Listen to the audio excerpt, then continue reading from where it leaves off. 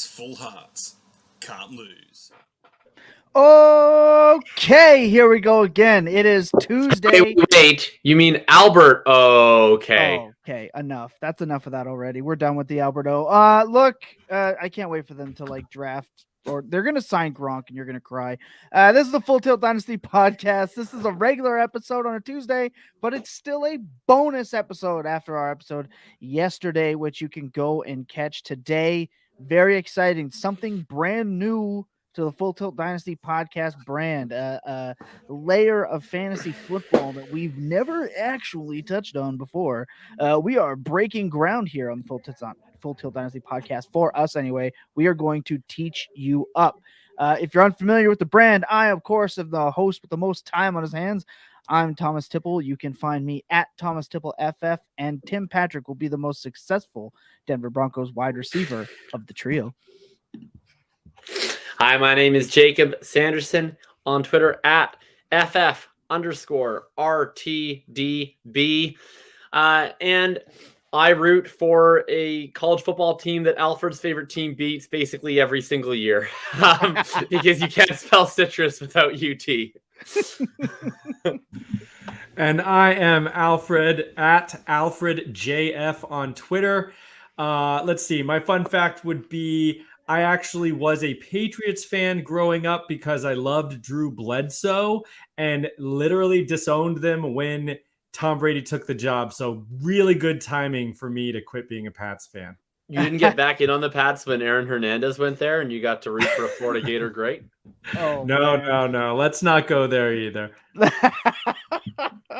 It wouldn't be the first time he was brought up on this here program. Look, when I say we're breaking new ground today with the Full Tilt Dynasty podcast, look, you've heard Jacob spew all his knowledge about DFS, right, on the DFS show on Saturdays here on the network. We've talked about Dynasty and Redraft and Pick'em and Gauntlet and everything else, but we've never actually touched on devy and real college football content. We did have What's the Spread before they took a break coming to give us that Big Ten knowledge, right? But other than that, we've never really had college football content. But today we have one of the creators of Campus to Canton with us today with Alfred. So I just want to ask you before we get into football stuff, why Campus to Canton?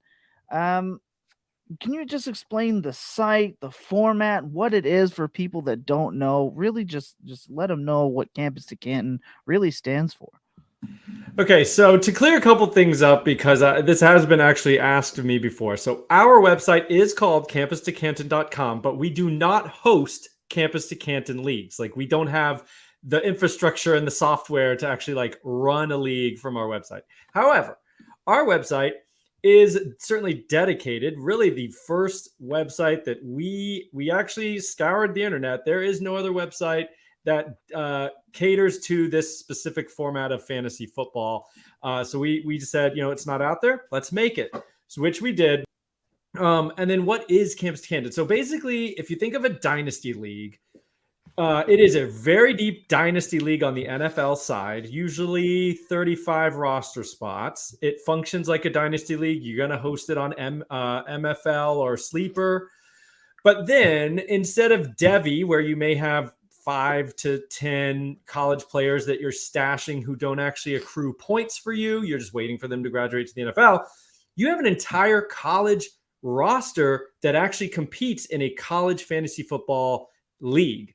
And then those guys, when they graduate or draft, declare for the NFL, they still then transfer over to your NFL roster in the same way that a devy league transfers over to your NFL roster. So the big difference is, instead of having these guys on some, taxi squad or some stash roster, you actually get points. So you can, Saturdays become very, very fun because, and Tuesdays and Wednesdays and Tuesday and Thursdays. Yeah, absolutely.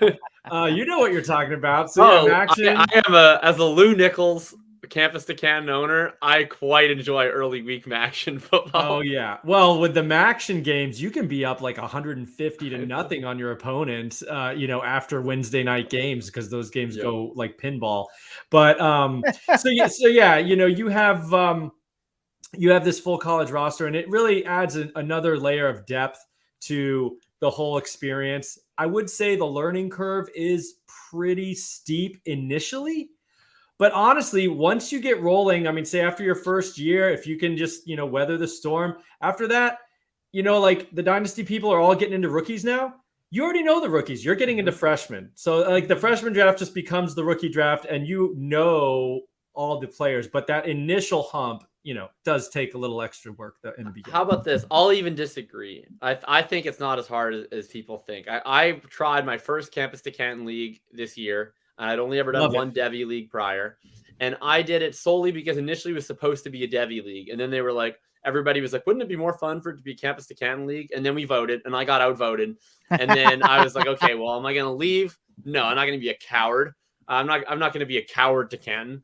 I'll have to figure this the hell out. So literally, like, your site was invaluable. That's literally when I signed up for the site, because we got through about 5 rounds, and then I stopped knowing who players were. And so then I just started checking like your rankings. I started just going to like Pro Football Reference and looking up stats. And I came in second. I made it all the way to the finals on the college side my first year. So like, I think people can figure it out. It becomes a lot of fun. Like, I went from something where at first I was like, oh my God, like what the heck did I take on, to all of a sudden, like I started seeing I was winning some games, and then it made my Saturdays way more fun. It made my weekdays way more fun. I was like, oh my gosh, like look at all these players that I didn't know who the frick Lou Nichols was, to be entirely honest with you. Like, I think I drafted him in like the 27th round on the college side, because I just had looked up his like Google, and then all of a sudden we got to it. I was like, yeah, so Tank Bigsby's a plug, but Lou Nichols is my RB1. That's the guy who I need. Yeah. I mean, It's that's a crazy thing, right? Like Tank Bigsby is a guy you want for the devy kind of consideration. He'll probably be a higher NFL draft pick. But you know what the crazy thing is? A guy like Lou Nichols. New player. You know him, you've got him already rostered or whatever. By this time next year, he's going to be one of these guys that everyone's like, oh wow, hey, he's actually really good, and he's my sleeper running back, and blah, blah, blah. And, for us who are in this deeper format, we've been following this guy for a couple years and kind of know a lot more about him. But he's going to guarantee you that name is going to be really popular in the Dynasty space 12 months from today. Well, I'll tell you what, I hope he stays in college as long as possible. It's like 25 points a game. It's just a beast. Does it hurt more when a player doesn't pan out? Like, if you've rostered, let's say Jalen Rieger, right? All through college, and he gets drafted, and you're super stoked that he hits that draft capital and he doesn't pan out. Is it just more of a personal attack inside? Do you feel like, does it gut you more? I would say the scenario you're talking about where you roster him through college and he actually is good enough to get that draft capital and then busts, that's really tough. Because honestly, what you're really trying to do, in my opinion, how I look at it is I'm gauging these guys like who's got the likely draft capital. And from there, that's the best I can do from there. How they transition to the NFL, it is a bit of a crapshoot. But if I can get guys who are high draft picks, I feel like I did a good job. So if they get that far and then bust, big sad trombone. But if they bust early in college, where like, say I liked him for a year or two as a freshman, whatever, he doesn't do it, I move on pretty quickly. So in that case, no, that doesn't hurt too bad. But if you get the guy who gets all the way through, you nail the draft capital, first round on Rieger, right? He was a first round pick. Yeah. That one hurts. That one hurts bad. So if you get like Eric Grade, it's not as bad. Not as bad pre-NFL. Because I was crushed because Jacob got me all hyped up on Eric Gray. Yeah, but I'm a homer. You can't rely on me. He looked good. I'm not a homer anymore. He's right the fuck out of there. Look, is Rutgers good yet? Like, are they any? So, like, just wondering. So I have a reason. They were like college football. I would say last year they were like not a disgrace. Which finally, that's an improvement, right? I have not watched Rutgers football since it's not worth watching. Since Ray Rice played. I got back into Tennessee football for the first time in a while, and like Alfred's probably wondering like, why does a Canadian care about Tennessee? I was a Colts fan, so I love Peyton. Now college football in Canada sucks. Like, it's what just up, not classic? Fun to watch. So like, I was from Winnipeg. I would go to Bison's games. I'd be one of 2,000 people in the stands. No one cares. So I was just like, whatever. I love sports. So I have to pick a college team. And like, I was like, well, I guess I'll just pick Tennessee because that's where Peyton went. And they're usually good. And then right about after I made that choice, they decided to never be good again. You cursed them, damn it. So the only championships they've won have been through me playing as them in NCAA video games in the last decade. But they're at least fun to watch now. Like Josh Heupel is a blast, and they put up 1 million points. And I'm really excited for Cedric Tillman next year to get a bunch of stats. I had a question about your. This will be, I guess, specifically a campus to Canton strategy, but kind of a devy strategy. Or I'll ask the devy version of the question first. How do you go about like trying to predict who you think is a good prospect, B, predict who's going to get the draft capital? Because like it's really easy for us. Like we had this conversation, honestly, I think after we stopped recording on like the Fantasy Walkabout, where Billy and I were arguing about Wandel Robinson. And I was talking up like how much I love Wandale, another guy who's on the C2C team, by the way. And I was like, and he was like, yeah, I don't think he's going to get drafted. I was like, well, yeah, maybe not. Like, I don't know. He might get drafted in the freaking 4th round. But my stance is just like, with what we're able to do in analytics, like we're able to do a pretty good job on guys if they get draft capital. And then if they don't, they probably suck, and that's fine.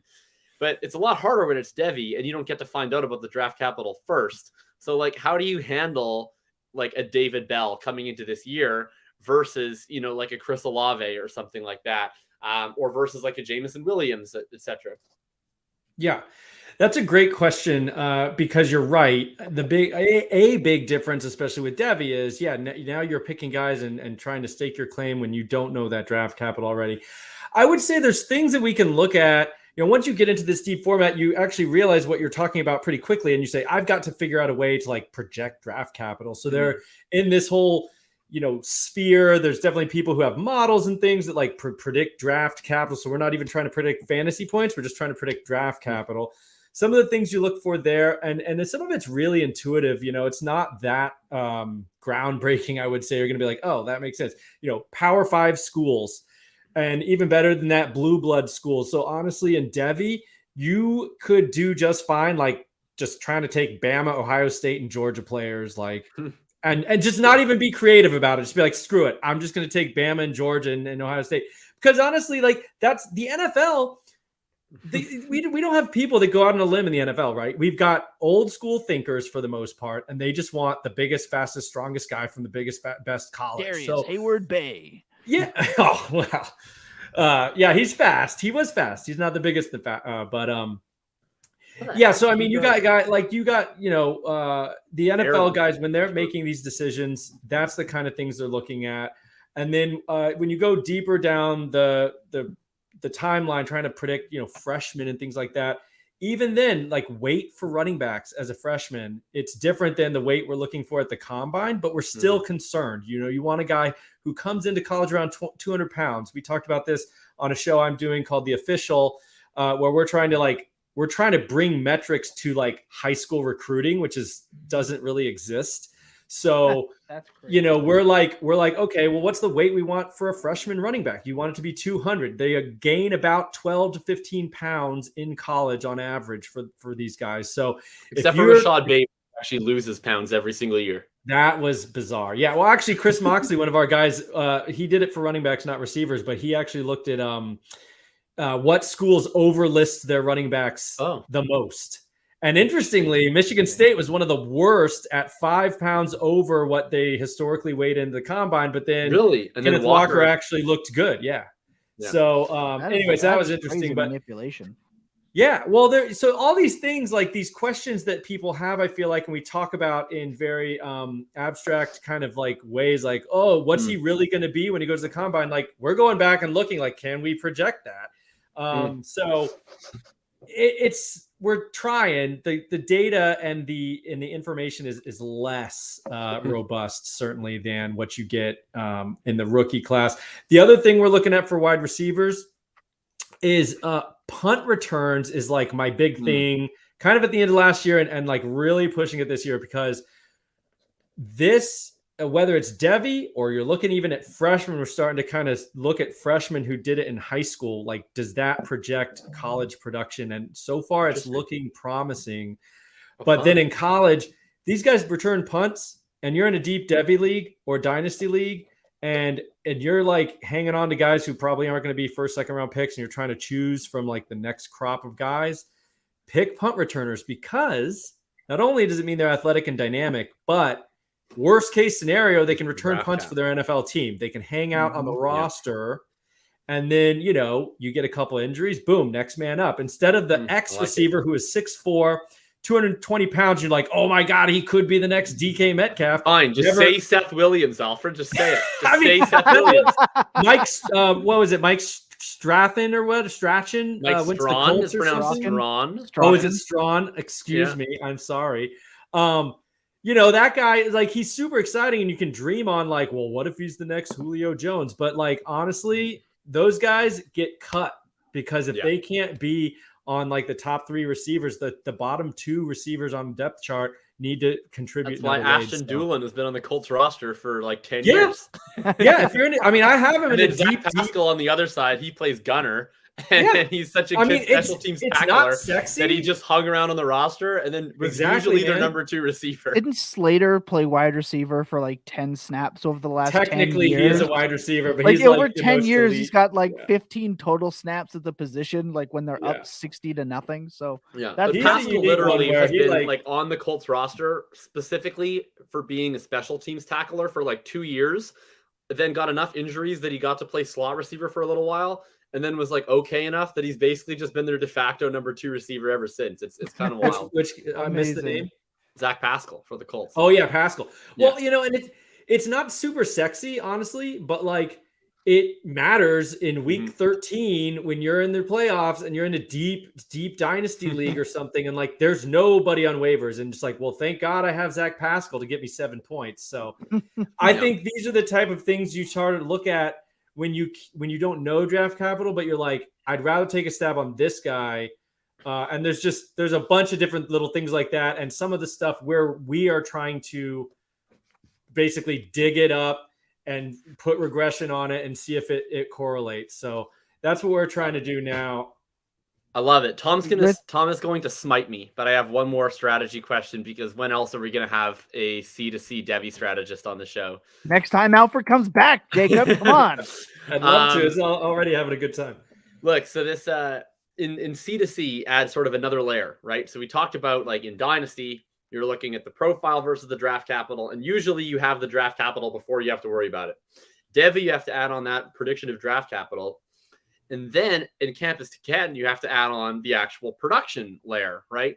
So it's like you have to make that decision of a guy like Zamir White, for example, was a guy who like projected to have decent NFL draft capital, totally useless as a CFF player, like just beyond useless.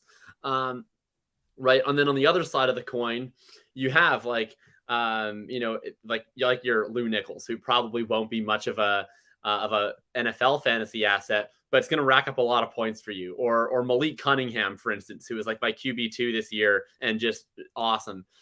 So when do you pivot in terms of your strategy in C2C, when you kind of stop caring too much about what you're going to get from NFL perspective to like, let's just get some college fantasy points and win some money? Another great question. This is probably the most asked question, I think, by people who are dipping their toes into this, is in that opening draft. When do you make that call? I think historically, when I first started doing this, we all kind of said the rule of thumb is first 7 to 10 rounds, treat it like a devy, because that future NFL asset is the most valuable thing you can have. And then, after that, start worrying about the college producers. And like you said, in fact, so many times the devy guy who you're counting on for NFL isn't the college producer. I mean, you get these people in the G5, like it's just some guy named Devin Tompkins who isn't even getting NFL buzz, did not even go to the combine, had like 120 catches last year for 1,600 yards and, 15 touchdowns for Utah State. Nobody knows who he is. He's like 5'7". But he like won leagues in C2C. It's the Greg Dortch corollary. Yeah. So when do you go for guys like that? And that's a great question. I would say Chris Moxley's done a little bit of looking into this actually for our website. He did a quick quick and dirty kind of study basically and looked at it and said, we actually as drafters in the C2C world are not that good at guessing who is going to be that next college only stud. We're actually as bad or worse at that than predicting who's going to go to the NFL. So basically he's like, screw it. I'm just going to go for that NFL upside because you think that I can guess who's going to be good at the college side, but you're not any better. And the upside is lower because then they become useless when they go to the NFL. So he actually changed my thinking a little bit. And now I'll go like 20 rounds in, focused mostly on who do I think I can stash in the NFL. And like round 7 to 15, I may all go freshmen because that's the cheapest they're ever going to be. It's like that's rookies, a rookie, Jonathan Taylor is the cheapest he ever was. Now you can't even acquire him. So, yeah. So, we can if you could play against Jacob because he doesn't want running backs ever. So no, Jonathan Taylor stays. That's my anchor RV. Yeah, he's the homer. You have like run the damn ball hat on your avatar. You gotta go, JT. Yeah, it's so the run the damn ball thing is changed meaning over time. I initially chose that as like just a general nod to like my self-loathing as a Colts fan that like how did I end up as this like very analytics focused, like we should pass the ball all the time person who like roots for this team that I grew up rooting for Peyton Manning and the greatest show in the RCA Dome, and all of a sudden we've turned into a team that where our quarterback wears a hat talking about how much he likes running the ball. I just hate my life. But then last year I got on this kick in Dynasty where I was writing these articles about like the changing of the generation at running back and the 2017 class is aging out. We need to get these 2020 backs now because they're actually still a little bit affordable because guys like Cook and Kamara and Mixon and Jones and Zeke, all these guys still have value. So you need to get these guys while the old guys still have value so that you can avoid running back in the next little while. Anyway, so I was doing this thing with all these 2020 running backs, and then I started drafting all these running backs, and then people thought it was like, oh, no, Jacob's like actually he's run the damn ball because he just loves running backs. And I don't know, it's really changed the opposite. It's really taken a life of its own. Yeah. As a man that in the Slack channel all weekend, it's just, guys, just keep running that ball on first, second, and third down to punt. Thanks. But you make a good point about just like overall value, right? It's all a value proposition. So you're identifying, hey, these 2020 rookie class backs have value right now, and they're going to go up in value when the scarcity, it's all this market economics and things like that. But I don't know, where was I? What was I trying to? I was trying to answer a question. Well, I think you answered it. You nailed it. You definitely. You had a great answer. Yeah. We're talking about college fantasy that we're not very good at predicting. That's right. No, yeah. Although tell Chris that Cedric Tillman's going to have 1,500 yards next year. We have Husker in our chat, I mean, obviously. Cedric Tillman, if you're going to go for that college producer, Cedric Tillman's a great one to target. But what I'm thinking is basically first 10 to 20 rounds, I'm probably focusing on NFL. And once the guys who are kind of more obvious, I'll just dig into the freshmen because they, just go. I mean, you can go by our list at Campus to Canton, or even if you just go by the 24/7 5-star rankings, just start grabbing those guys. But the reason is, I mean, last round, you can still get guys like Jareth Stearns from last year at Western Kentucky, who went for like 1,700 yards. Devin Tompkins was undrafted. I mean, you start digging into the G5, you do have to do some of your homework, of course, but like you can identify these offenses, throw the ball like 60 times a game and play no defense, and like you don't give a shit who it is. Like I'll just give you any wide receiver from that team. Every single hilltopper. Like just let me last year I had a team where I basically had a Western Kentucky stack. I had another team where I basically had like a Kent State stack with like Crum and really their running back. And I feel like it really does add, like you have to pay attention to Saturdays. You have to pay attention to your college football team, or you're just destined to pay somebody else to play in the league with you. It sounds absolutely incredible. And I'm going to talk about what I would like at the end of this here program. But I have one more question. For the people that haven't heard of campustocanton.com and are looking to get into it, myself included, what are some of the tools and benefits of looking into a site It's so dedicated to it, and really being the only place to find the information, like campustocanton.com. What are some of the tools people can go search for? Yeah, so we have a nice little set of tools here at Campus Canton. So Jarek Backus at Jarek Backus. We can put in the show notes or something how do you spell it, but he's our like data wizard. He codes this stuff. He scrapes the data from college football databases and has put it in these wonderful apps, basically that you can access from our site. And with a membership, $3 a month, that $2.99 a month.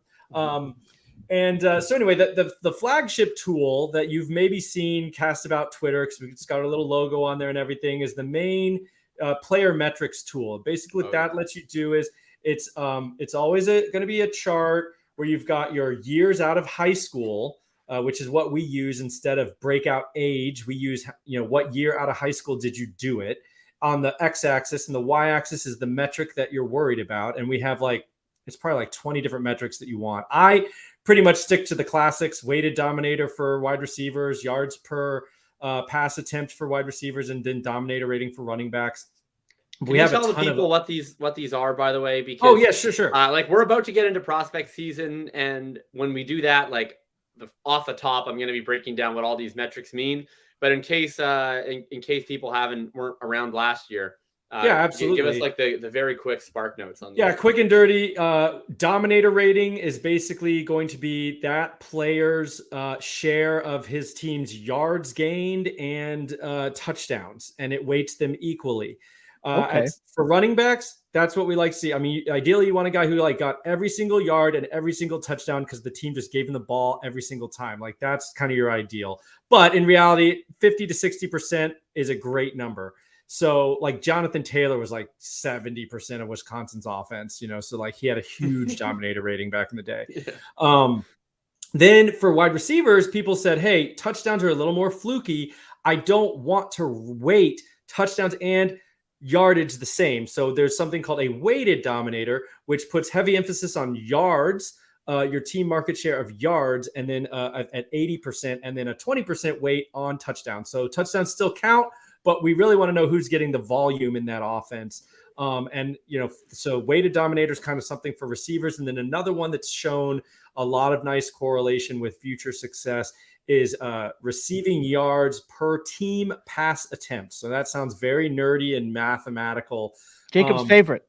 Yeah, but basically it's the player's receiving yards is the numerator, and the denominator of this particular metric is just team pass attempts. So if the team threw the ball 500 times, and how much did this receiver gain per team pass attempt? And it's basically, it kind of marries being efficient, so a guy who gains a lot of yards every single time they target him, and also market share because it's team pass attempts. So it's not just the times it went to him, but it's divided by the times it went to everybody. So if a guy is the guy who's getting the most yards every single time they throw it to him, and they're throwing it to him a lot, he's going to score very high on that metric. Okay, so that makes a lot of sense to me, doing it that way. Would it be fair to say, this is sort of how I've framed yards per team pass attempt to some other folks, would it be fair to say that that's a metric that helps, maybe not fully, that helps address some of the complaints that analytics gets about the offenses with too many stars, in the sense that a Garrett Wilson doesn't really, on yards per team pass attempt, he gets rewarded for being really efficient on his targets, and he doesn't get punished for Chris Olave and Jackson Smith-Njigba being very, very effective on theirs. Versus you go to market share stats, it's if Garrett Wilson breaks off an 80-yarder, then all of a sudden those are kind of coming out of other people's stats. And if an offense, for instance, if the Ohio State passing offense just has way more yards per team pass attempt as an offense, that no longer counts against each of its component parts. And so I think it's a little bit easier for some of those guys to still flash in an analytical model despite playing next to other NFL studs. Yeah, I think that's pretty fair to say. There is a volume component to it. So if you are still a guy who only got 10% of the targets or something, it's going to suffer, but not as much. You can overcome the volume deficit if you're super efficient. And at an early age, freshman, maybe sophomore year, if you don't get the volume, we could potentially excuse it if you were incredibly efficient on your target. Like you were incredible when they targeted you. And then, maybe there were some seniors that just commanded the targets or whatever. So it's actually shown to be more correlated with future NFL success than the standby weighted dominator. I still take a look at that too, but really yards per team pass attempt is a nice thing after that freshman season to see where these guys are lining up to then project a big boom as a sophomore. Love it. Man, do you find it's one of those things where there are so many analytics out there. It can be very confusing. So for somebody that maybe, let's say some of our listeners might be a little more casual than some real hardcore Excel spreadsheet nerds. How can somebody adjust and keep pace while learning some of these metrics? What do you find is the best way to really help guide, I would say shepherd somebody through the C2C and real devy side of football when they're not these metric familiar types? And of course, obviously everyone knows the dose score is the elite stat that is next. What's up, Chase? Shout out Chase. Just because I know some of our listeners they can be, some more casual type players that might be interested in getting into the college football, but the way it sounds is it's really analytic driven. It's not. Is there a way to ease yourself into that kind of thing, or do you just kind of have to dive in head first? Well, I'll answer that in, I guess, maybe two parts. Number one, you don't have to be analytics based if you don't want to be. I mean, you can seriously watch college football and say, that guy's big, strong, and fast, and he has good cutting ability, et cetera, and I want to pick him. Like, you can totally, that's fine. A lot of people do that for that side and the NFL side. I process the game through these analytical ideas. So that's how I talk about it. That's how I understand it. But you definitely don't have to. I do think I use metrics as a rule out tool rather than rule in tool. So just because a guy hits some metrics does not mean he is not going to bust. But if a guy doesn't hit the metrics, he probably is a bust, if that makes sense. So what I use it is, if a guy is hitting some stuff, or you have a pool of 10 players and seven of them hit the requisite marks I want to see, I will then hone my skills on those 7 guys, really look at them. Then I'll go to the film. Then I'll take a look. I'm trying to learn how to watch film better. That's something I think I can do better. But I still will use metrics to say, hey, these 3 guys out of this group, I don't care about them. If they hit, they're going to be like unicorns. And I'm not going to waste my time trying to figure out which one of them is the one hit. But out of the 7 guys, 3 of these guys are going to hit. So I'm going to then refine myself and try to figure out which 3 out of this smaller pool. So if that makes sense, that's how I personally kind of use the analytics. So if you want to get into it, you don't have to know what everything means. I would say focus on maybe one thing and try to get good at interpreting it, seeing what it means, playing around with it. Go to our tools. The metrics tool is awesome because when you pick, let's just say Dominator Rating, that's an easy one. You go and you click Jonathan Taylor, you click Dominator Rating, you get your graph. There's a line, a red dotted line that is upward sloping. And so basically that means on average, because it's plotting an average of all the players who make it to the NFL, and then it'll highlight the guy you're looking at. So you've got all these gray dots, and it's excellent. Everybody over all time, right? So on average, guys get better. That's that upward sloping. The average of guys who go on to be RB2 or better in the NFL, that's their average trend, is what that red line is. Okay. Awesome. And so then you go and you see Jonathan Taylor's dots at every year. He's way over that red line. So you don't have to really know exactly what it means. You just know, hey, he's way better than the average running back who ended up a RB2 in the NFL. That makes sense. We have that exact same setup for every single one you click. So whether you click weighted dominator, whether you click YPTTA / _ blah, blah metric, it shows up on the graph in the same way, whereas you want to be over this red line. Okay. At each point in your career. And it breaks it down first year out of high school, freshman, second year out of high school, third year out of high school. And so the nice thing is too, and then I'll let you guys continue with your show, is you can No, it's plot. great. Hey, this So is if you the want to, show. if you want to get on there and mess around, I highly suggest that. In fact, sometimes I do. Like I literally am just thinking in my head, hey, I wonder how like Garrett Wilson's college career lines up with Julio Jones. Boop boop beep boop boop, and you go in and you just like click around a couple times, and you can put them on the same graph. You can choose multiple players, and so then you can see where is Garrett Wilson in his second year versus how good Julio was, and like That's get a sense amazing. for historical comparisons in that way. And it's really helpful. You just kind of play around. You do have to get your hands dirty. It's But fun. I think even if you're a big film guy and you love film, there's things I can learn from film watching. There's things you can learn from some analytics and some of this data to show you what these players look like, especially relative to each other. Mm-hmm. Yeah, no, I love that. I have to ask because see you later, Chase. I've been staring at my screen too long. I feel you. Look, we're gonna take a second. When we come back, I do want to mention obviously news luckily broke for us again. This is 2 days in a row. So someone out there is looking out for us here at the Full Tilt Dynasty podcast. My gosh, yeah. But when we come back, we are going to discuss obviously the Russell Wilson trade, some fallout. Aaron Rodgers doing his thing, being a petty boy with his news stealing tweets as per usual.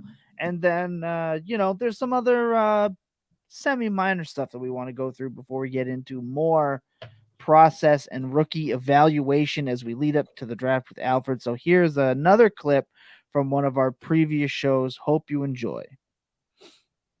The thing about Herbert though is like you mentioned in the time that he did take over for Montgomery. I mean, he was averaging, I believe it was almost 5 yards a clip, which awesome. when compared to Montgomery, who I think finished under 4.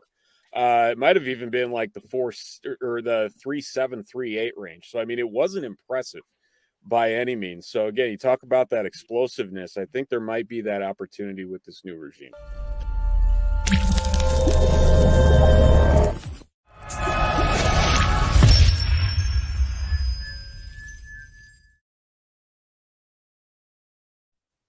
Again, every time Steven just mentions the Bears and their disappointments, I just want to hug the man. I want to go to Chicago. That was our episode with Steven Johnson, Steven_Roto. You can find him at ChiCitySports.com. We were hoping to have some of the Pat Doherty episode up and clipped for you. Have not been able to get there yet. Lucas was traveling with work. We are going to get that. But we have a stat corner for today. I don't know if Jacob's going to go full impersonation.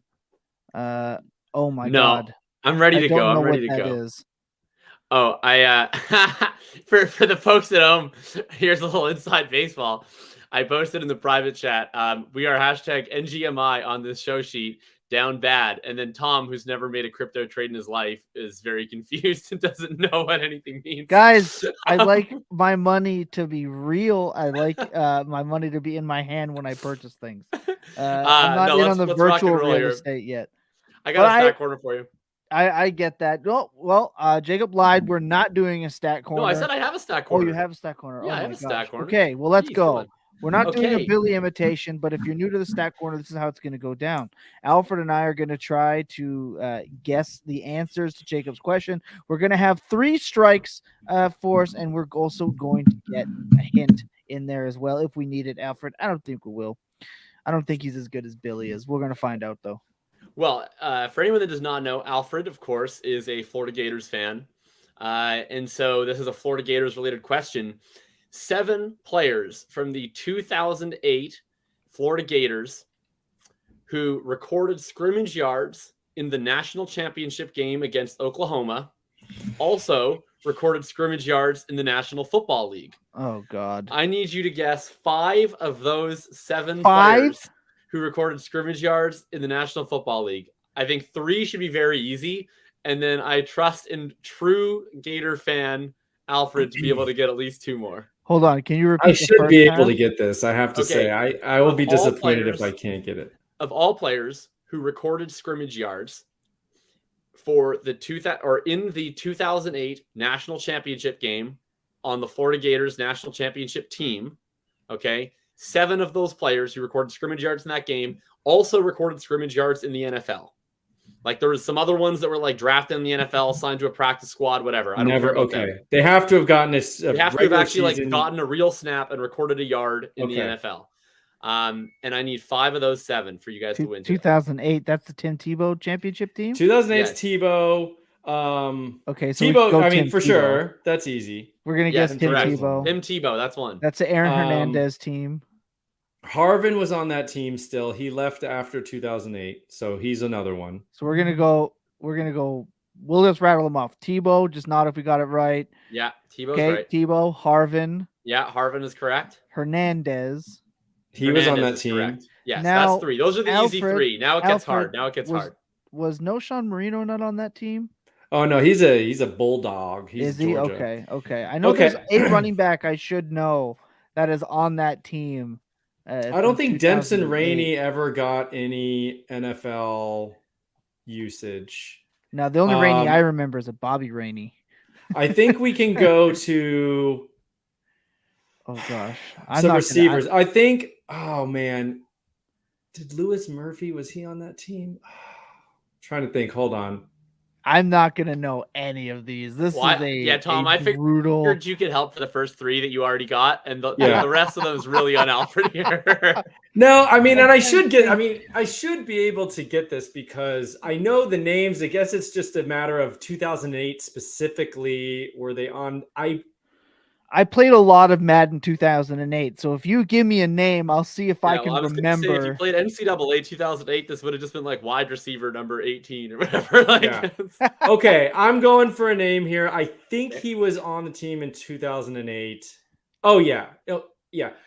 Give me David Nelson. David Nelson is correct. That's Oh number my 4. gosh, there's a name I haven't. Okay. You just heard need of one in a more, long although I kind time. of want to see if you can go all 7 at this point. It's pretty impressive. We only need one more, and we get a hint. We're And gonna you get a use hint, our. and you We're haven't gonna used use any our Oh, I strikes. hint. do Like, get a hint. We're gonna I'm use gonna- the hint. I'm down bad. And I right get now. I get 3 strikes. You get 3 there are strikes, 3 and you get a strikes. hint, so you're in good shape. Okay, I'm Hey, gonna try Pat, to get it. I'm gonna. But Let's I see how think you can deep- get all 7. I trust you. Pat, I if think you I'm are gonna see how deep listening, I can go. there's no pro without a football hint. reference happening right now. So No, just so you know, can no see me. asterisks. Hands where you can see them.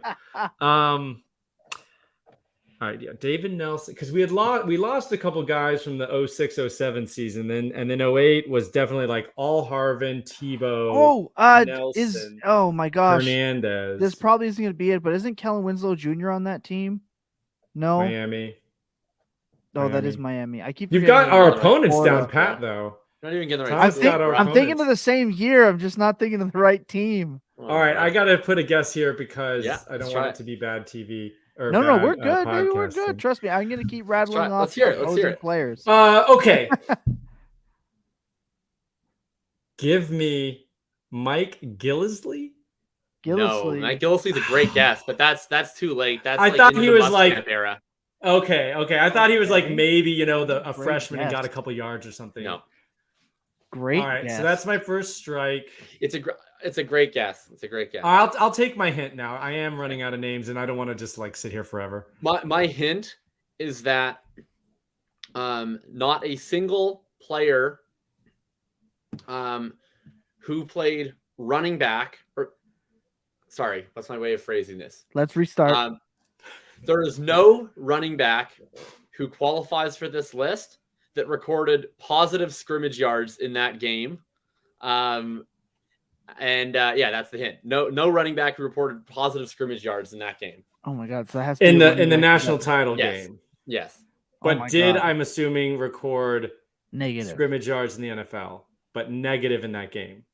I guess is what I'm. or no you can yards? infer however you like. Okay, I'm gonna guess counselor, no yards. counselor.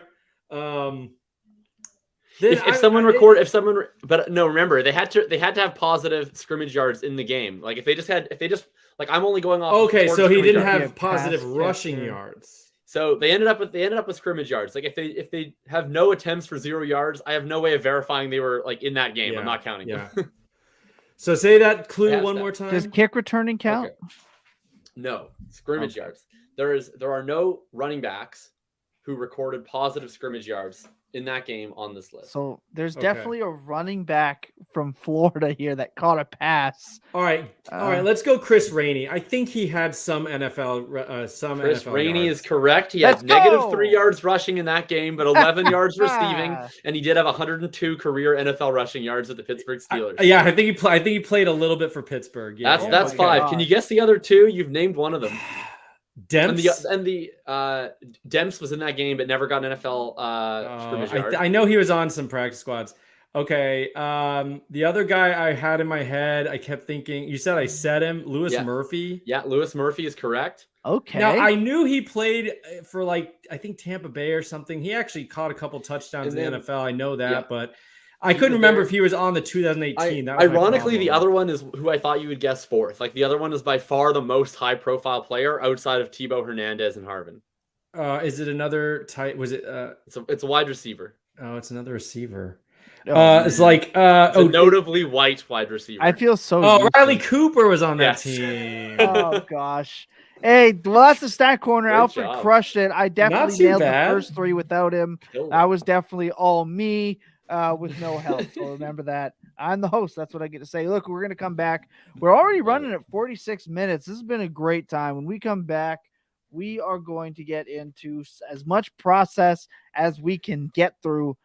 Jacob, when we come back, we'll kick off wherever you want to start here on the rest of this show sheet. As you said, we are, quote, down bad. So here's a clip from our last one. I'm pretty sure this take is now dated overall. Sure. We'll see. Oh, no, never mind. I'm sorry. This one with Steven, not the one with Troy, because Gesicki came back and shoved those words right back down my throat. Thanks for that, Gesicki. Steven, you really upset me with your comment. I said that the Bears were a year early in drafting a wide receiver, or 2 years early in Kmet. 2 years. Yeah, and they should have waited so they could take Trey. And what did you call him? Levine Toilolo Jr. Yeah, this guy with the absolute disrespect of the tight end 1 in this year's draft class. He's a player that I'm hoping falls even in tight end premium to like the mid to late second round. I don't think he will, because tight ends and tight end premium tend to get a boost, but I'm looking to roster him if I can. I don't know. I liked what I saw today. I thought today was great.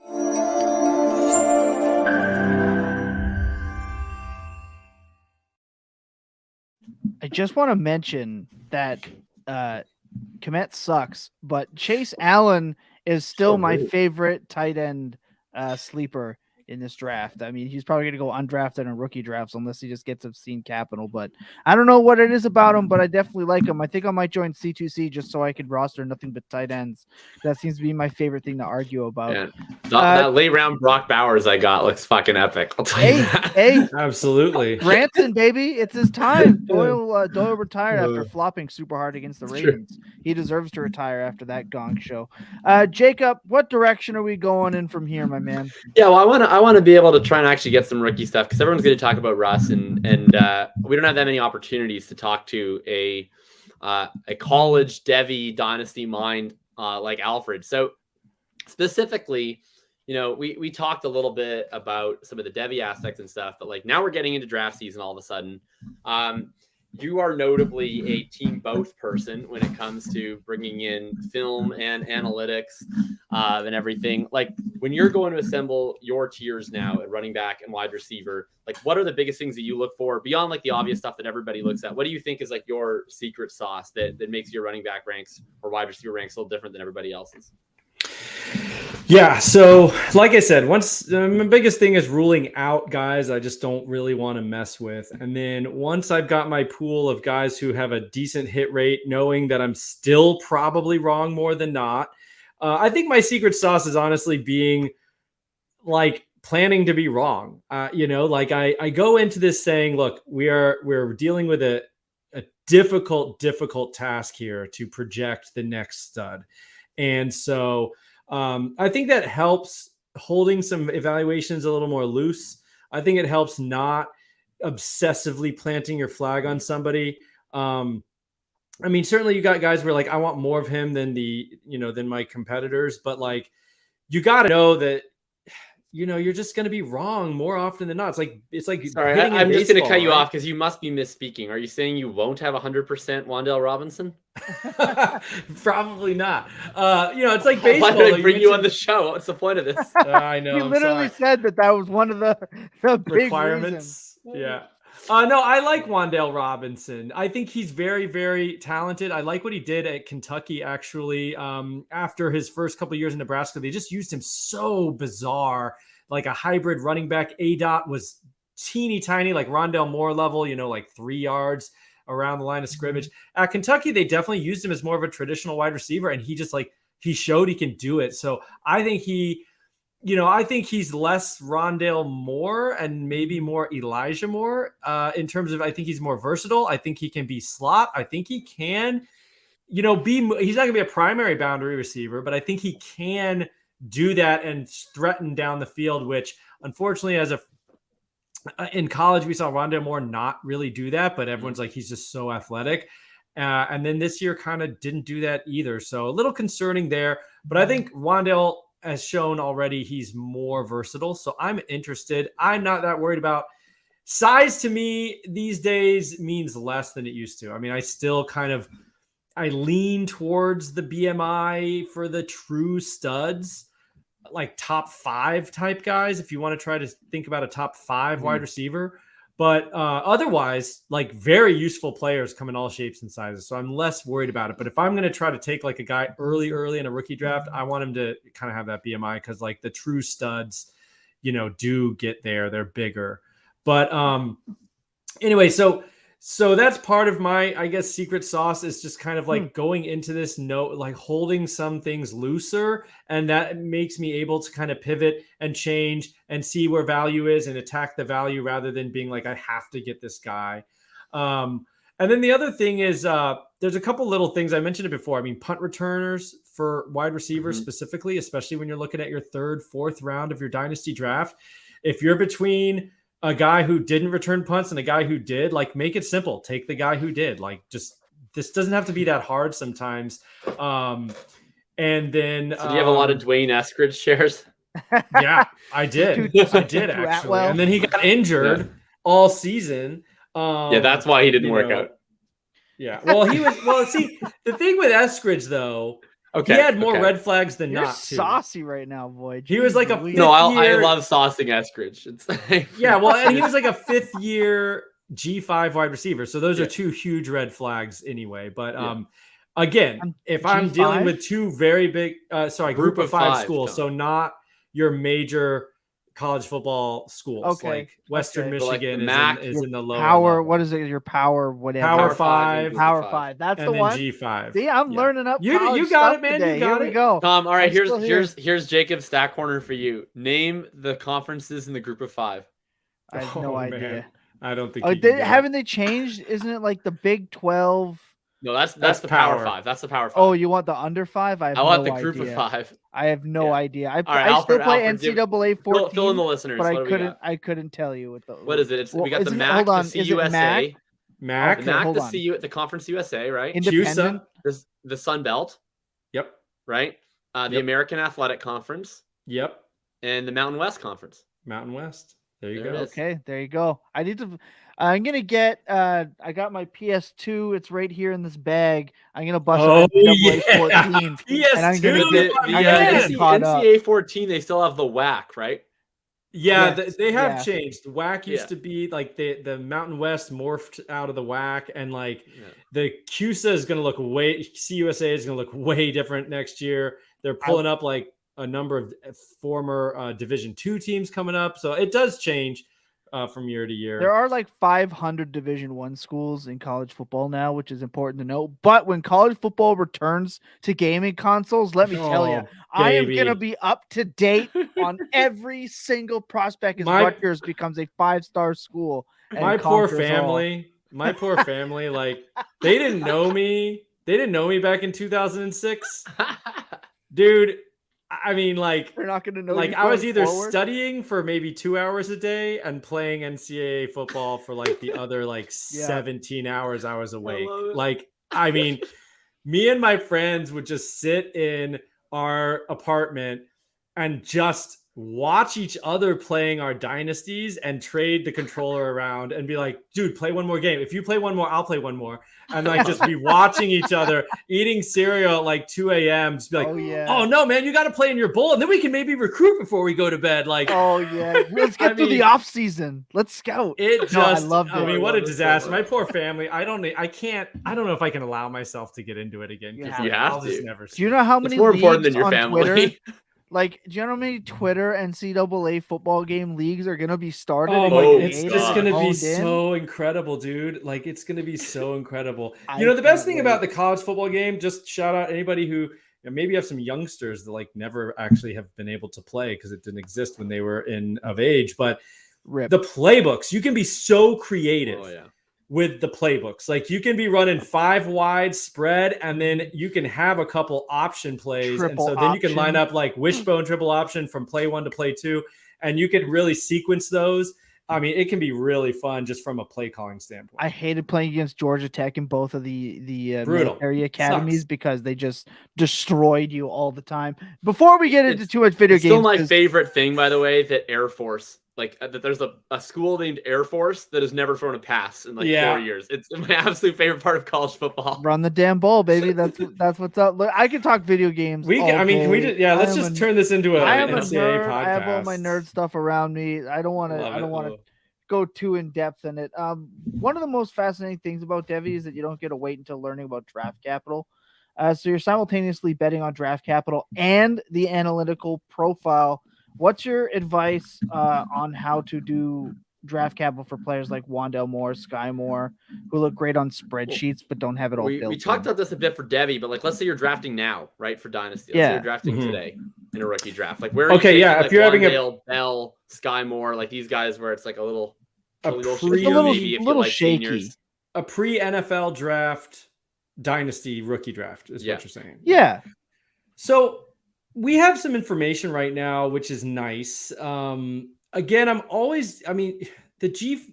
going back to this G5 idea, and I hate to crap on G5 guys because like Antonio Brown was a G5 guy. Like you can have excellent players that come out of those ranks, but the hit rate is so low. Even if you include good draft capital, the hit rate is worse than P5 guys. And it's probably because the sample's small because those guys just don't get drafted as high. So like Corey Davis basically throws the whole thing off. Corey Davis. Corey Davis in sync right there. Shout out Billy, Big Billy FF. Yeah. And and for running backs, it's probably, I think it's even worse. I went back and looked at G5 running backs drafted in the first 2 rounds, and they all suck. Except for LaDainian Tomlinson, of course, who was like a top 5 pick, who went to TCU at the time. That was a WAC school, so it wasn't Power 5 yet. But like you're talking about like the Donald Browns of the world. I mean, guys who kind of just like, and he was probably the most successful. Yeah, but they were big. Weren't they Big East at the time he was drafted? UConn? UConn. At the time, I counted it as G5 for whatever reason when I was looking back. But damn it, Donald. So yeah. So oh yeah, man, that's a Peyton quote, isn't it? Yeah. Yeah, he's rolling out against the Ravens. Actually, he's like rolling out. Damn it, Donald. So I just, I love Sky Moore, actually. I have a lot of him on campus rosters that are going to be going to the Canton side now. But like, if I'm talking about a rookie pick now, I probably wouldn't take him higher than mid-second round once a lot of the other guys are gone. It's just harder. Even if he gets second round draft capital, it's going to be tough. And I don't have a great, it's like this is what the data tells us. I don't have a good explanation as to like why. I mean, he's obviously a good athlete. He's obviously produced. What is it about these G5 guys? I don't know if it's adjusting to the competition. Sometimes it's just more than you think it's going to be or whatever. But can I posit a confounding variable to you? Yeah, I think there could be something there. Right. So I have a question, right? So most G5 guys don't declare early. It's just a thing. And so like we already know that we want early declares. Like we already know that when we look at guys with good draft capital and we look at early declares versus seniors, the early declares usually perform better than the seniors. Like what if we just don't get that many early declared G5s? It's a sample size issue. And so to me, I view Sky Moore with less suspicion than I view like Khalil Shakir. Yeah, I think that's definitely part of it. Even It's Corey just, Davis it becomes was not an early declare, and he went freaking whatever overall. first. I mean, top 5. Yeah, He I was think 4, you're right. wasn't he? It's got to be a small sample size issue. They just don't exist very much where these guys are declaring early. From a film point of view, I think Sky Moore looks great. He came in at a really strong beat. I mean, he was like 5'10", 195, super thick, low to the ground guy, great stature. He's awesome off the line. He's really, really quick. I think he can be a very good slot receiver, potentially a high volume slot receiver. He ran a 4. Didn't he get 4.3? I mean, so he was 4.39 and then it got corrected. It's 4.43, I believe. Which is fine. Awesome. That's great. I mean, and that's just telling me, okay, when he's running away from these MAC guys, he's legitimately has the speed. He's not just running away from guys who run 4.9s. I don't care that much about 40, except for I do like to confirm Future car these salesman. lower level. Yeah, exactly. Well, they are, and they probably are, but I like confirming that, like, okay, he could do it against NFL speed, I don't care that much about 40 time as much as just like those lower level guys where you don't. It's just hard to tell on film, like relative speed, because you're running against non-athletes. So, it is. Yeah. I agree. So I mean, I think he looks really great. I would be happy to take him, but the thing is, I'm just not going to stick my neck out. I think for a guy like that, like I'm not going to reach for a guy like that. But I would be happy to get him if he falls mid-second round. Let's contextualize it a little bit. So, you're on the clock right now in a rookie draft for Dynasty. Sky Moore, David Bell, Wandel Robinson are all there. Who do you take first? I can see the pain in Alfred's It's a tough face. question. I would not go for me, David Bell. but I would go David Bell it. because if I'm saying what do I value the very most, it's early production in the Power 5. Like that is the number one thing that I can look at and say this hits most often. I care less about the combine. I care less about David Bell's low athleticism. He does something right. He's doing this against Big Ten corners. He did it against Big Ten corners when he was 18 years old. Like it's deception. Maybe it's something we can't measure. The guy wins and catches passes and gets yards and touchdowns. Okay. So maybe it's something we can't measure, but so I'll value that more than like Christian Watson, who ran like a 4.3 at 6'4", 215 pounds or whatever it is. Cause he didn't catch Alfred. He didn't catch a freaking touchdown in FCS competition until his 3rd year. Like, give me a break. He's super athletic. He's super fast. He's going in the first round, Yeah, well, well, so did Henry Ruggs, and so did Daniel Corey Jones, Davis, the top 10 pick. Okay, but anyway, I don't Watson. hate on Christian Watson. I think if I had a comp for him, now I understand it's different schools, but in terms of in terms of that, his rate stats aren't actually terrible, but they didn't throw that much, and it's kind of big play driven, and you might get draft capital. Can I toss out Philip Dorsett?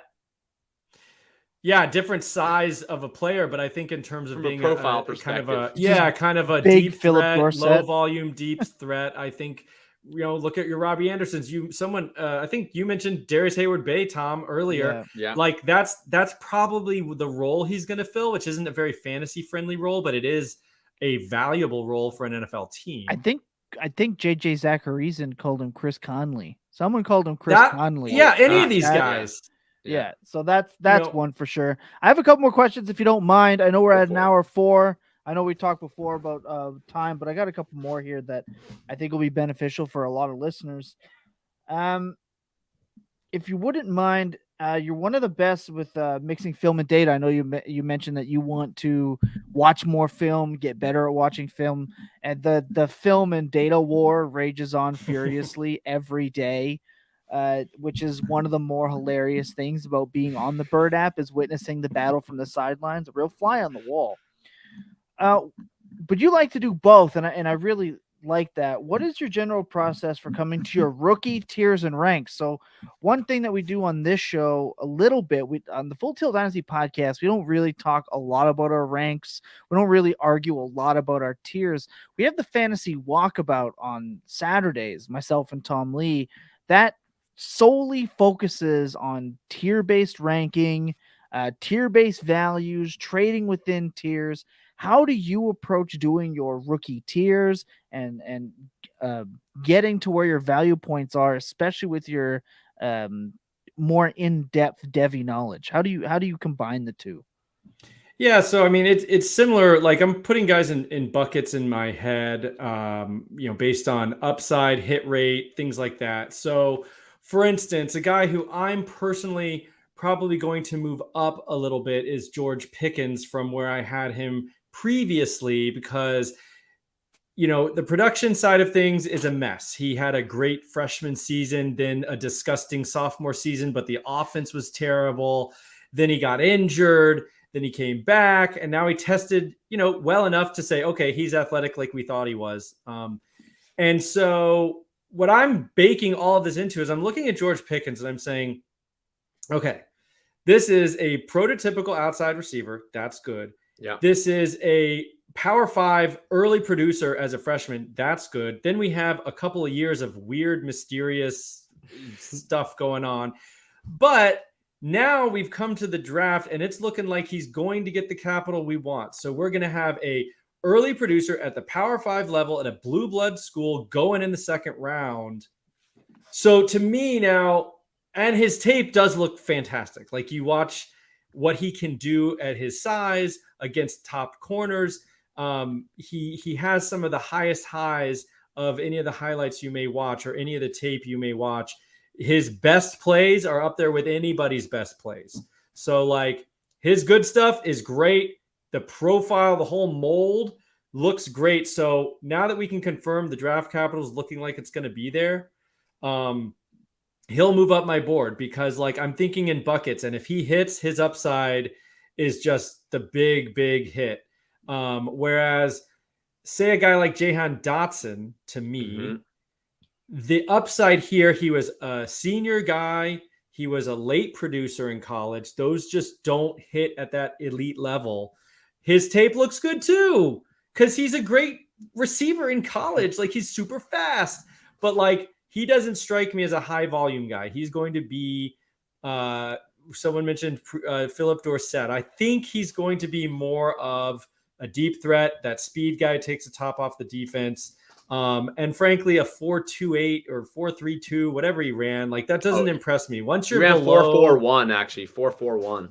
Okay. He's KJ Hamler, basically, is what you're saying. Yeah, I mean, and KJ Hamler, is interesting too for a couple of things that he can do, but I'm not gonna like. I picked Johnson and Pickens because to me those two guys are probably being drafted close to each other. Yes, I'm gonna have Pickens in a bucket that's like, if he hits, this is a big boom. If Dotson hits, he's like your wide receiver 3-2-3. Unless he goes to a crazy high volume offense and catches 100 passes, which feels unlikely. So that's how I think of it. Once I've boiled this all down, I'm looking at like, I think Rich Rebar calls it archetypes, which I think is a great term. Like I'm looking at, this is the type of receiver this guy is. This is the type of historical profile. Does or does not do what I want it to do from a fantasy angle. And so I'm bucketing these players, and that's where I draw my tiers. And actually, if we want to go deeper into the C2C, that's how I bucket guys in C2C drafts. Like I'm going NFL upside and high college production. Then I'm going NFL upside, maybe lesser college production. And you're tiering these guys out as to like an archetype. And that really helps not getting so into the weeds with like, how's his release off the line? Does he run a good slant? And you could just like overwhelm with all the details. I mean, at the end of the day, you kind of got to take a step back, I think, and say like, these are these big picture buckets I want to put these guys in. He runs a great 5-yard out, but when he hits 7 yards and does the out, he sticks a little bit to the inside. He rounds it out. He rounds it out. I don't like that. Oh my gosh, I know. And I played ball and I've sat through meetings and I've gone through all that stuff and I still can't pick up all that little nuances. So it's always good to know that there are limitations and kind of compartmentalize some of that data and put it all together. That's a great point. Jacob, you always talk about hating linear rankings. So when you're building your tiers, right? How are you applying both, and how does it match up with Alfred here? I have the grossest tier 2 right now, and like you would hate me because you always call me like an equivocator and a flip flop or whatever, and You like definitely I have a on every tier. player. I have like the grossest looking wide receiver ranks right now, in which like I basically refuse to, I guess, have takes. So I have tier 1 that's divided into tier 1A and 1B, which is already gross. And then Shane got mad at me the other day for just not having them as 2 separate tiers, but whatever. So I have like my tier 1, which is like London and Burks are like my tier 1A, and then I have Wilson and Williams as like tier 1B. And we can talk about really Williams because I think he's really fascinating. And then I have like my tier 2 is like, when I say A, B, and C, it's not like A and B. Like the other one is like A as in like I would rather have these 2 than these 2.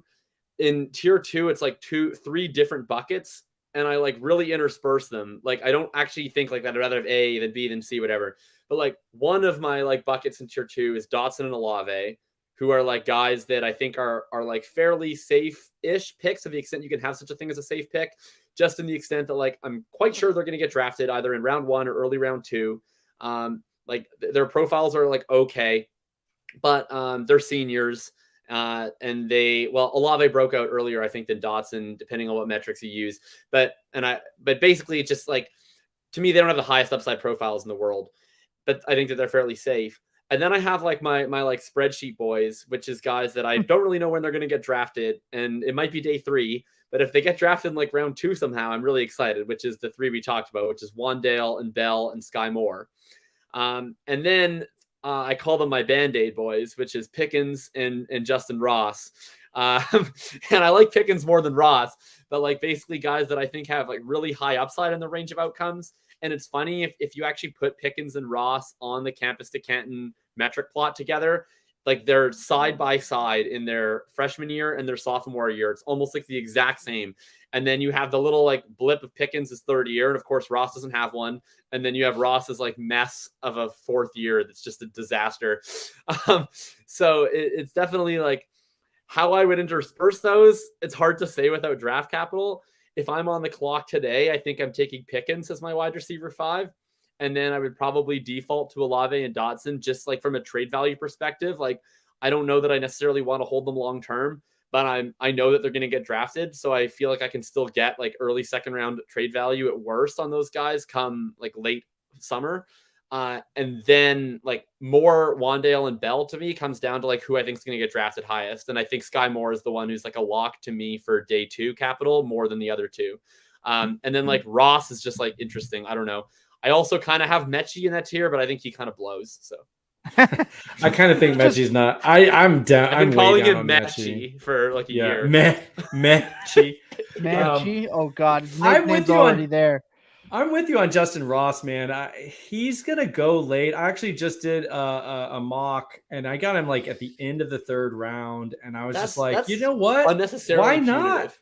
Yeah, he was like the wide receiver 1 like 3 years ago. I mean, he was him and Pickens after their freshman year, like almost no question. So, Pickens, I guess, was a year after. But anyway, right. I mean, he's got that upside. He's had a wonky. It's like Pickens. I mean, he had like a lost 2 years basically between injury and whatever the hell they were doing at Clemson last year with DJU. But it's a disaster. The dude came on to a loaded Clemson team who'd won a national title, led the team in receiving as a freshman, led the team in receptions as a sophomore, like on a team with T. Higgins on it. Yeah, he basically outproduced T. Higgins for 2 years as a younger player. Yeah. You know, and then since then it's been a bit of a disaster. But like if he's healthy and the NFL wants to take him the 3rd round. I mean, day 3 is never going to be that. All fun, I want is Justin Ross going to the Jaguars with their late 3rd round pick to repair with. Trevor Lawrence. I'm tracking with you. I like that a lot. I'm all in. If we get like that right? a lot. Yeah, reunite with Trevor.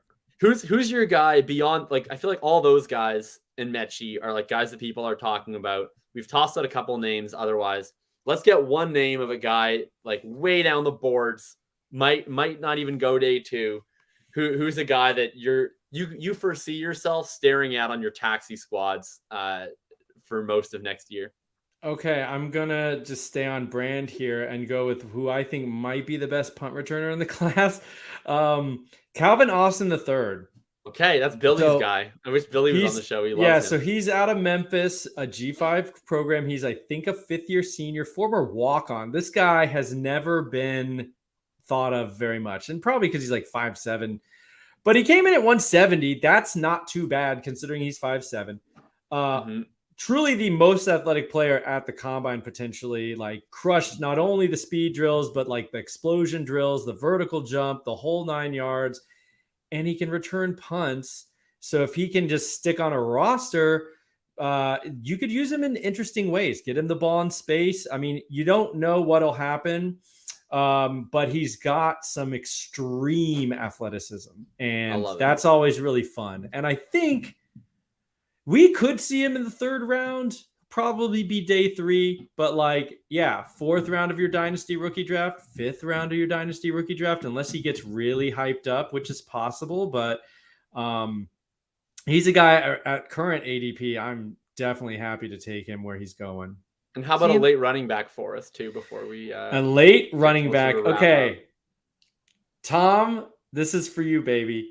Give me already know. Rutgers, Scarlet Knight, Isaiah Pacheco. That man ran so fast. Oh my God. So yeah, and I don't like guys who surprise with their athleticism, and then you go back and you say, oh, well, he wasn't actually that unproductive when you talk about market share at Rutgers. His raw stats are atrocious. I don't think he ever had more than like 800 yards in a season.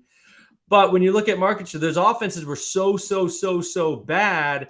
He actually had like a decent dominator rating and a decent rush market share as a sophomore. Oh, that's He had true. some early production. Above that red line I was talking about, he hit the red line as a sophomore and a junior before taking a step back last year as a senior. But he also flirted with 10% receiving market share. Again, you're talking about like 15 receptions.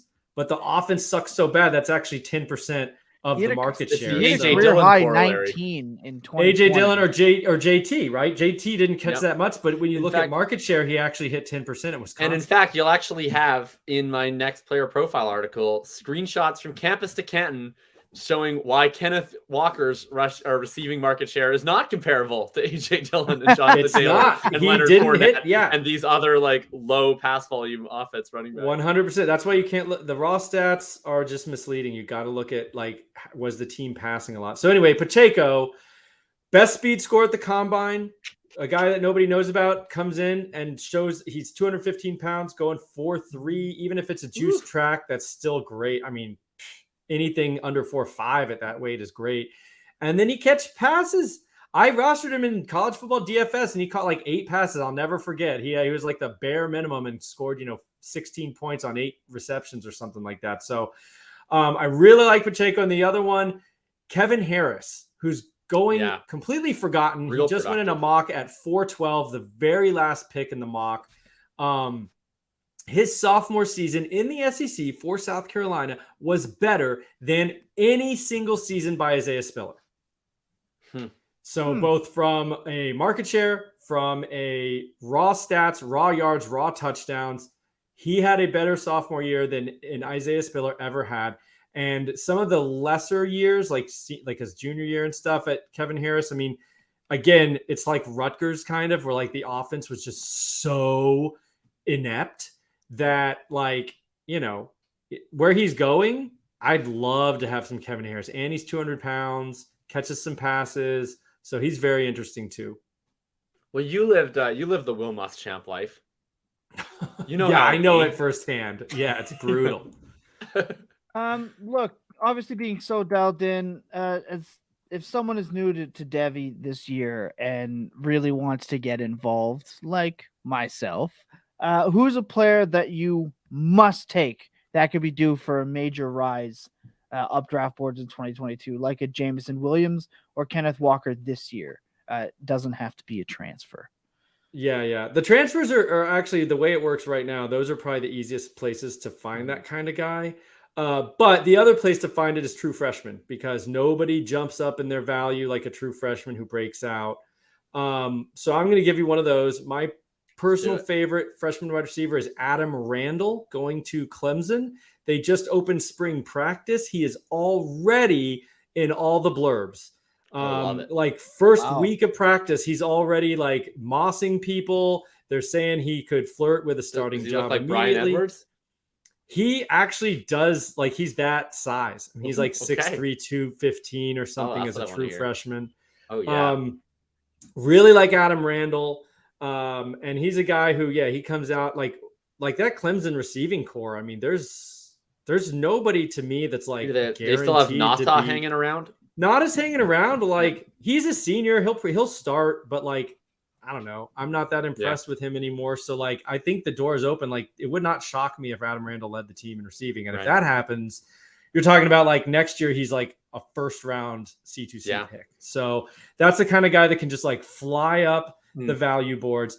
Another guy, running back, not a homer pick, I promise. I try to be very objective, but Montrell Johnson, who transferred from Louisiana G5 to Florida, obviously in the SEC, because his coach came over. He's our new coach. But like, I actually used one of our tools that we won't get into it now, but basically sorted for the most efficient first year running back in college football and got a list of like your top 10 last year. Number 1 is a stud from Ohio State, Trevion Henderson. Number 2 was Montrell Johnson. So this guy, granted it's G5 competition, but he was like the most efficient, second most efficient first year running back in all of college football last year. Damn. Now he's getting that bump to the SEC. I think he's legit good. We've clocked him at over 20 miles per hour on a breakaway run. So like he does have that bare minimum speed. He's 215 pounds already. I think he's gonna probably be the lead back for Florida. And that, again, when you're talking about profiles, an SEC lead back as a sophomore, then he'll have one more year and could still go early to the NFL. You're starting to see a guy who could really rise up those value boards. And right now, I mean, you're talking about like, he's like in a devy draft, depending on how many rounds, probably your last pick. I mean, unless you're in some devy draft with like 10 or 20 rounds, but I think he would be a last round guy, and good to have an SEC running back who'll be a lead guy. What a phenomenal! That's clutch info, and a player that us regular fantasy folks will be looking forward to watching next year. Look, great time, lots of rookie information, and lots of ways that you can approach it. It's a fantastic way to get into fantasy football, and I will be reaching out to you to help me get started because I will not know where to begin. And if you're interested in partaking in a little Full Tilt Dynasty podcast Campus to Canton League, that's something that I'm definitely going to be poking at the guys to get into. You got an open invite to take all of our money, sir. Look, I'm looking to get into another league, at least one this offseason. So here we go. Yeah, let's do it. We're gonna make this happen then. I would love it. This has been a great time. You guys have been really fun hosts. I enjoyed the show with Rotopat last night too. I listened to it. So you guys got a good thing going. You're a really nice show. We appreciate that, man. We like to get one little thing from our guests before they leave that, kind of hits a little close to home. And we got the right information this time, even though we had a little misinformation last night. But what is your favorite Florida Gators memory to date? Okay. You mentioned that we did win a national title in 2008. Yeah. I'm going to turn back the clock even further because this really hits me in the nostalgia feels. 1996, we won the Natty. It was our first national title, I believe, ever. Under the best coach we've ever had, I think, Steve Spurrier. My favorite quarterback of all time was our quarterback, Danny Warfel. We had gotten blasted in the national title game in 95 by Nebraska, who just torched us with their triple option. So we got back to the national title game the next year. We won it. And like that, I just never felt anything like that as a, what was I, 13? It was just the best night of my life. So even the older ones, when I was in college, I was actually at UF when we won the 06 and the 08, but nothing will top winning it as a kid, getting just like so elated. So that's my favorite memory. I love that. Jacob, do you have a favorite Florida Gators moment? No, I mean, I hate the Florida Gators. You have a favorite Tennessee moment against Florida? It would be hard because we just lose to them every year. It'd be difficult. There was the Favorite moment one is year when that the we game actually closed. beat Florida. That I recall was like the year that they started really hot. Eventually, it was the one year that we were kind of good under Butch Jones for half the season. And we beat Florida, which was super exciting. They did like the whole checkerboard at Neyland thing, and we won in like a really gross game. I think the score was like 10-9 or If something. it was Butch Jones and probably Will Muschamp, that makes perfect sense. Yeah, it was like a disgusting game. Like, honestly, like I don't think either team scored 20 points. So it was underwhelming. But that was the year that they beat Florida, which was sick. And then they had the Jawan Jennings Hail Mary against Georgia, which was awesome. And then that should have been, I thought everything was going great. And they were ranked top 10. And then they lost to A&M, and probably the best college football game that I've like watched that I cared about, where they lost in, I think, double overtime to A&M in a game that Tennessee had like 700 offensive yards and Kamara had like 350 of them. And it was just insane. And then the entire season like collapsed and went downhill. But I would say my least favorite Florida memory for sure is the game that it looked like we were going to win at the Swamp the year prior. And then you guys scored like a 60-yard touchdown. It was an Antonio Callaway. I forget who it was, but I believe it was Callaway who scored like a 60-yarder with 10 seconds left. And I was absolutely just like gobsmacked upset. That's my least favorite Florida memory. I know exactly where I was and what I did on that play. I was at my friend's house. It's a funny little story. We could end it with this. So at my buddy's house, we're watching. He's not even a Gator fan, but I am. So we're watching the game. His wife was out doing something else, running errands or something, and so that play happens. I'm thinking the game's over. Like, we're going to lose this game. And then it wasn't even a true something. Yeah, it wasn't even a true Hail Mary. It was just like a go route that he got separation, and then there was no safety. And so it wasn't even like a chuck it into the end zone. It was like chuck it to the 50. Right. He caught it and kept running. It was kind of like the Stephon Diggs, because it was like 4th and 20. So they were like trying to get the first down, and then you got the first down. And I remember watching and be like, wow, that's embarrassing. They gave up 4th and 20. And then being like, oh, no, that's embarrassing. They actually just lost the game. Because I think I think he did like very stiff on Diggs. That's a great analogy, because I think he made a move and then just was gone. And I was on the floor on my knees, like watching this play unfold. I take off my shirt. I start spinning it around my head.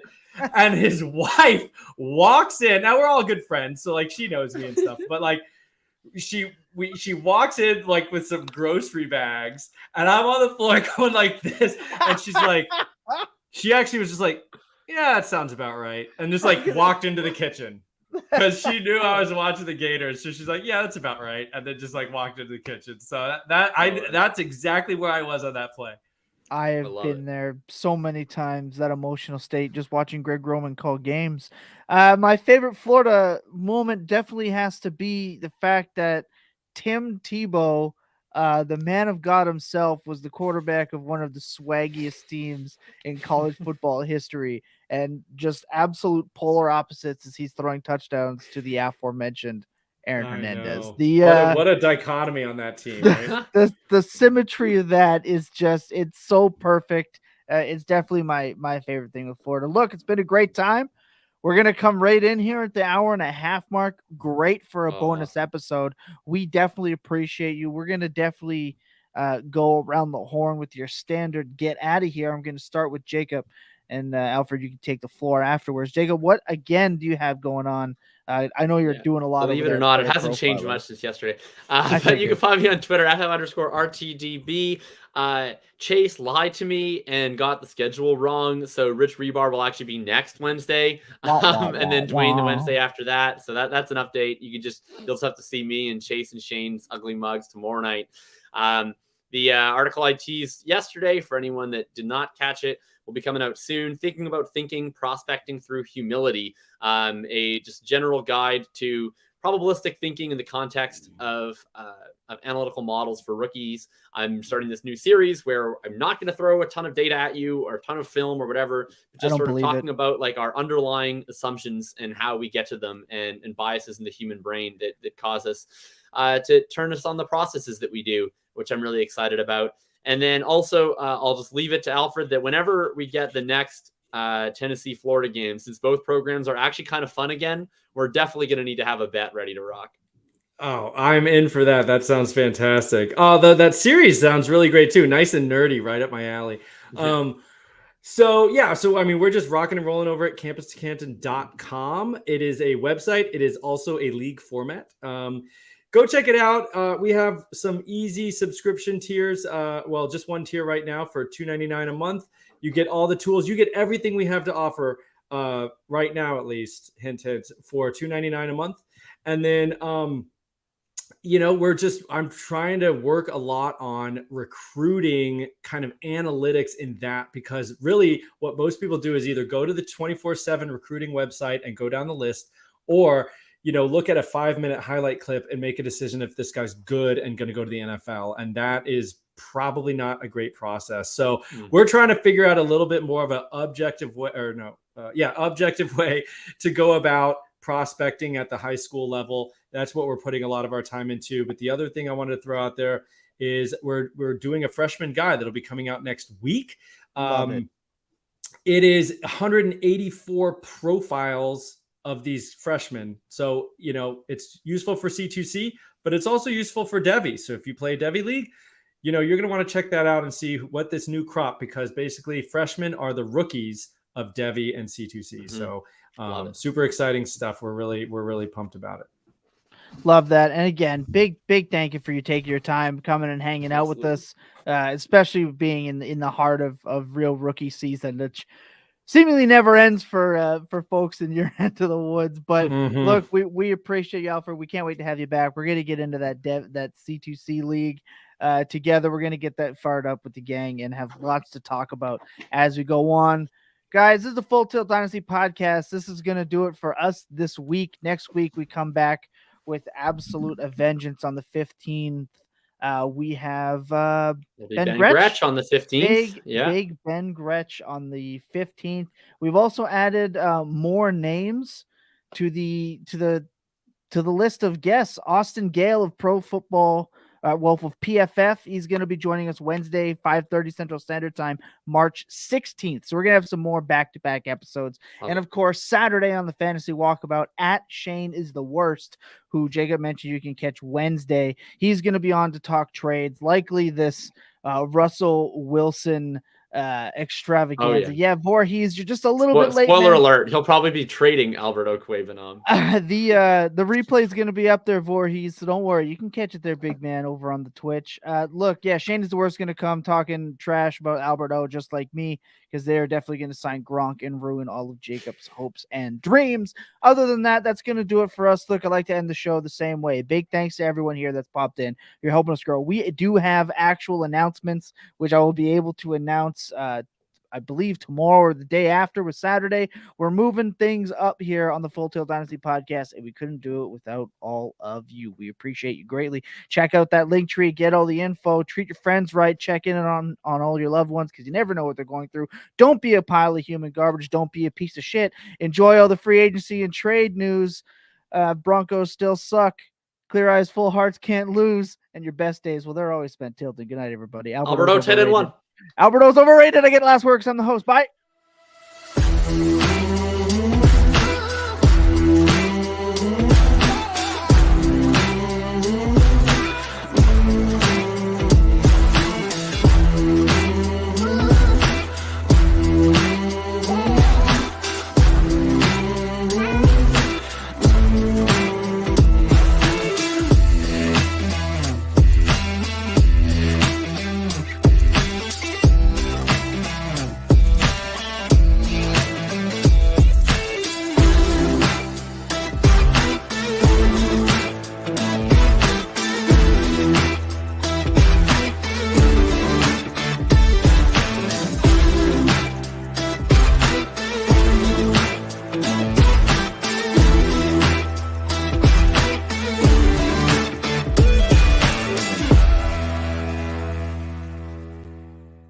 Clear eyes, full hearts. Can't lose. Dave, you stuck around to the end of the show. I just want to remind you that you're going to want to get in on the Saquon Barkley giveaway. Look, remember that we've changed it. You need to guess our consensus top, I believe it's 3 running backs of the Full Tilt Dynasty podcast, because the combine definitely screwed us over on the top 2 picks for rookie draft. So you're going to want to do that. You're going to get that in before we hit our top 5 players overall. Other than that, like I said, take care, everybody.